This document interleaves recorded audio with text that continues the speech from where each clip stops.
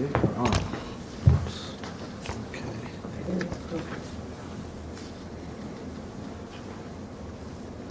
So we're learning about Pinchas. The story of Pinchas is a story about a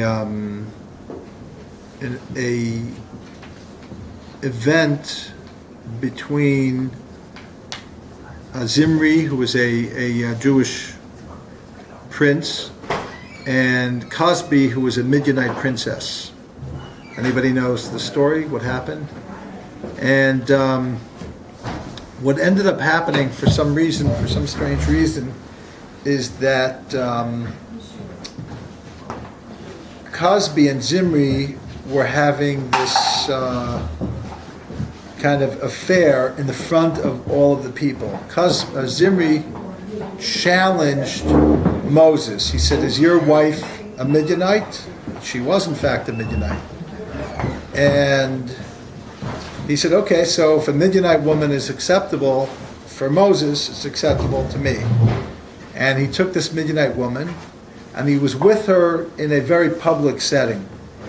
And in addition to that, the Talmud says he was with her this kind of supernatural amount of times. And what's interesting, Peter, do you mind? Okay.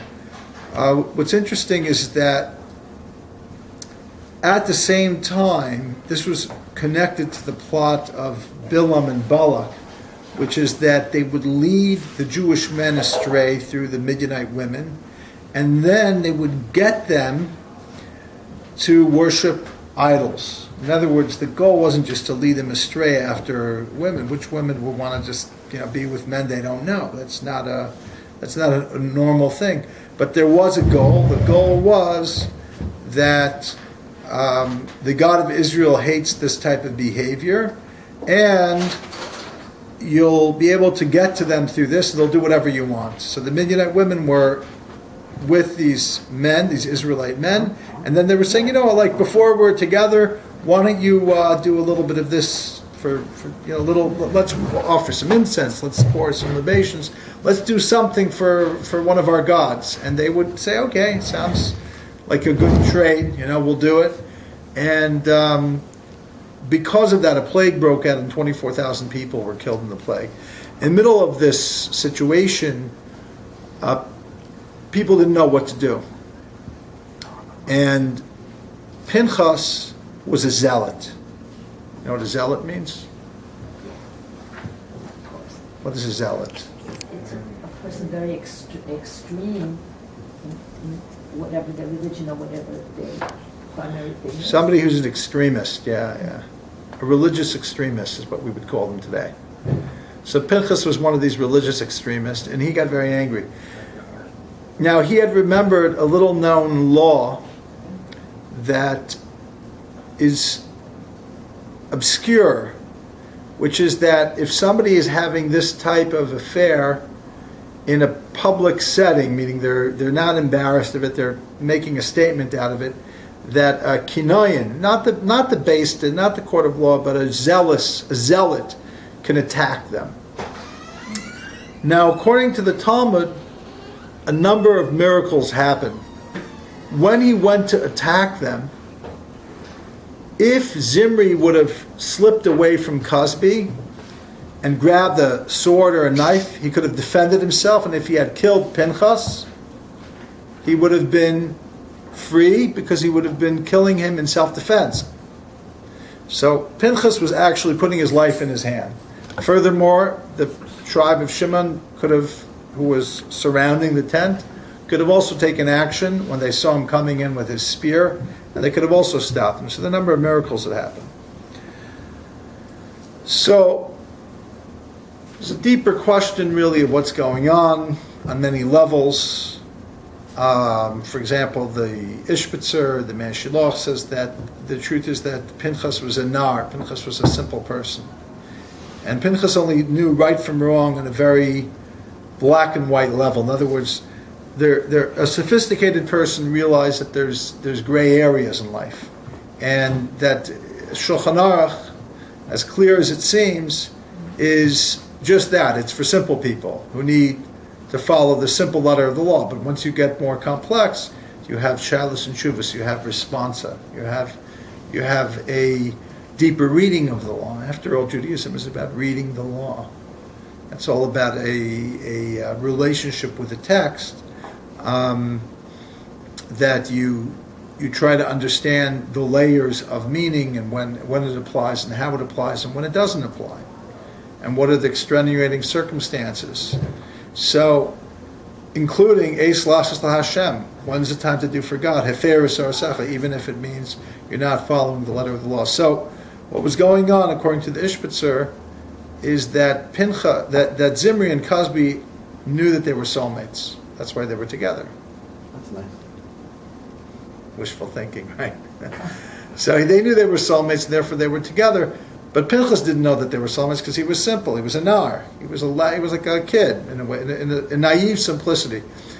And he killed them because he comes from a family where he comes from, on one side of his family, Binyamin, Yosef, right? Yosef and Binyamin are brothers. Yosef, guarded himself against Potiphar's wife. He went through tremendous hardships to say no, even though it would have been much easier for him to go along with it. And he was so stringent in upholding the law that Pinchas knew from his family, from his experience, that you hold by the law. You don't play games. You don't start shopping for kulas. You don't start looking for leniencies. You do as it's at Vash state, whatever is written. So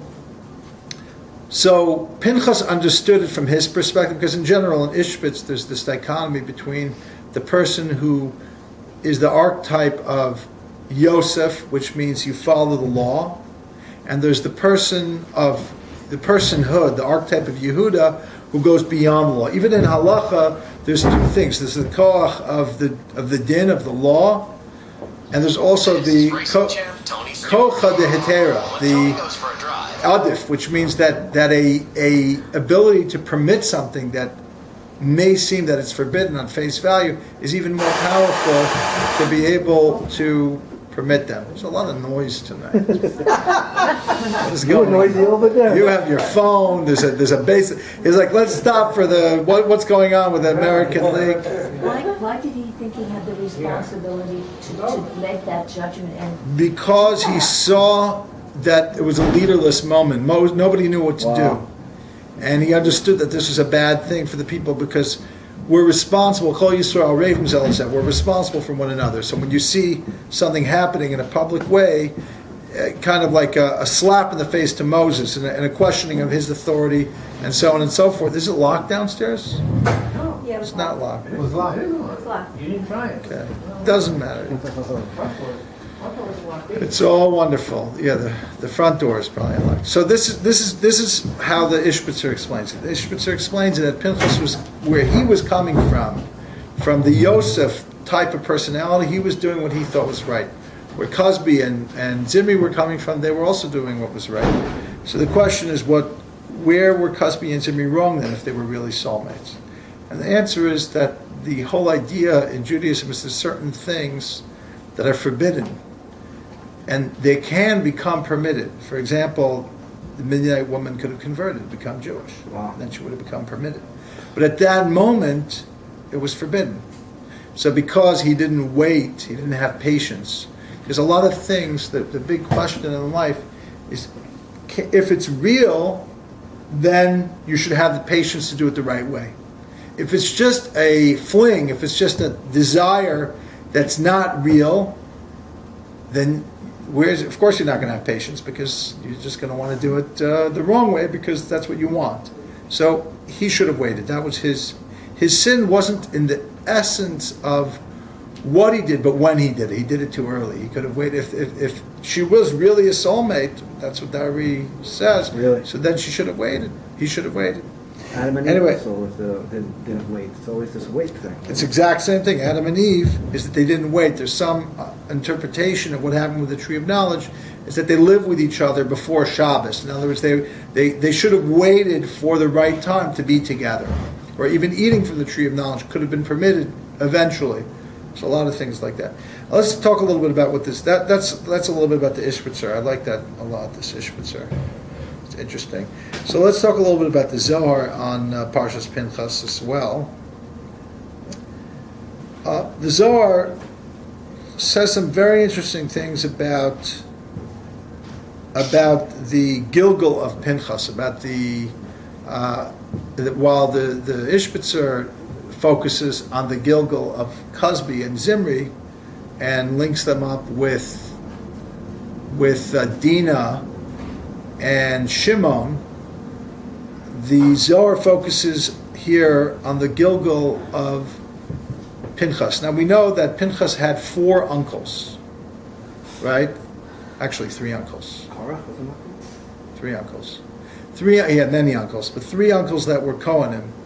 And we know because there were 4 Kohen, the sons of Aaron were 4, right? There was Nadav and Avihu, Elazar and Isamar. Now Nadav and Avihu died in a tragic death the day of the inauguration of the Mishkan. The question is in the Zohar, what happens to a neshama, to a soul after it leaves this world? So,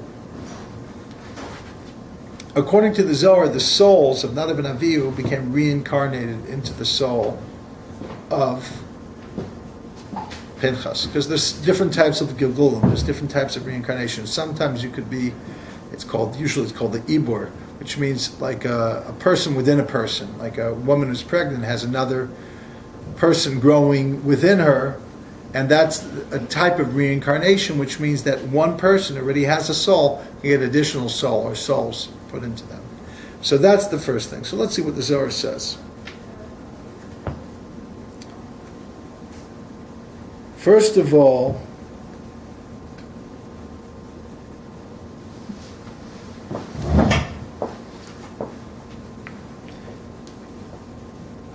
Pinchas held on to the Shekhinah, and he guarded himself in that area of intimacy. And the person who does that type of thing is in turn kind of like married to the Shekhinah. They're united with the Shekhinah, with the divine presence, the divine resting place. And that protects that person and guards them. So Rabbi Shimon says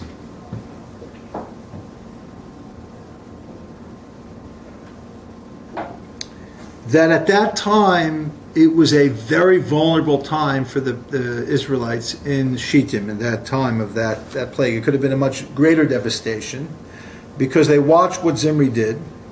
He did this in public. They didn't say anything. They didn't try to stop him. There were other people. Zimri wasn't the only person. There were other people who were doing similar things with the daughters of Moab and the idols, Baal Pa'ar. And if not for this action that Pinchas took into his own hands, the anger would not have subsided so quickly. So that's why it says Pinchas ben Elazar ben Aaron HaKohen, Heshib is Chamasi. Pinchas, the son of Elazar, the son of Aaron, he calmed God